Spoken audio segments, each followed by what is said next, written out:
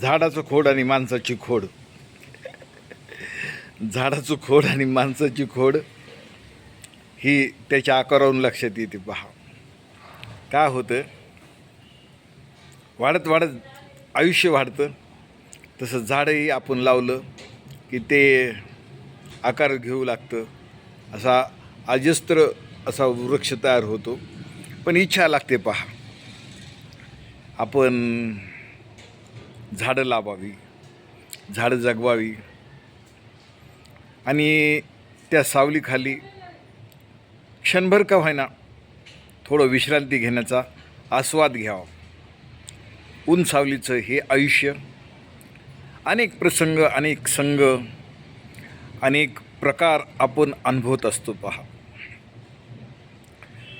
पण वृक्षाचं महत्त्व त्याच वेळेला येतं की रखरखत होऊ नये.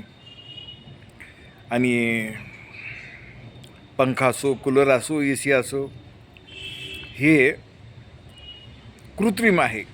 पण निसर्ग सानिध्यामध्ये वृक्षाच्या सावलीत जो अपूर्व आनंद आणि खराखुरा आनंद लाभ होतो त्याची तुलना ए सी, पंखे, कूलर याने होत नाही बरं.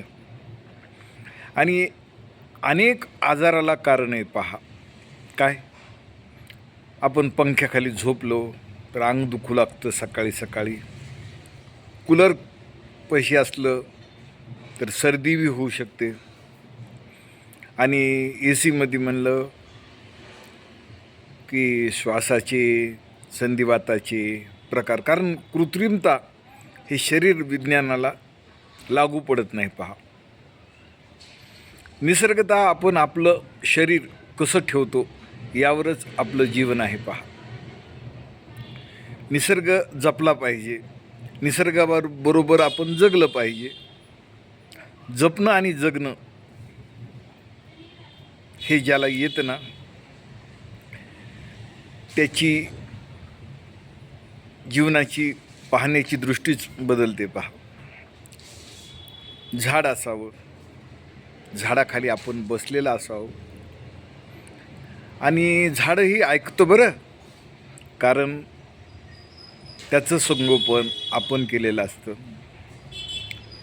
प्रेम, माया, जिव्हाळा, जी सावली आपल्याला मिळते, आपण इच्छितो काय आणि अपेक्षा करतो काय.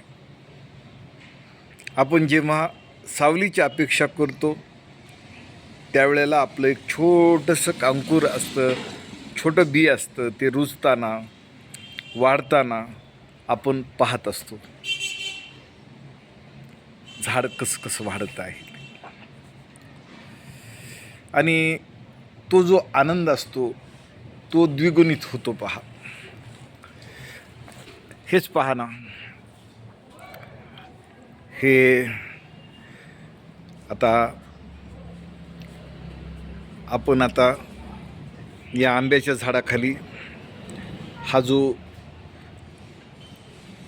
भाव आहे, ही जी फळं आहेत,